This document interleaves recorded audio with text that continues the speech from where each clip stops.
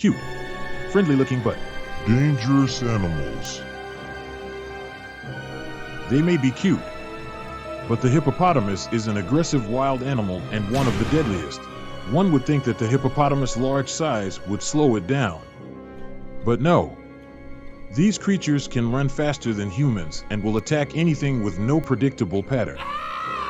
It is not only their size and weight that makes them dangerous, but also their very sharp teeth. They are responsible for nearly 500 human deaths in Africa per year. Don't be fooled by their cuteness.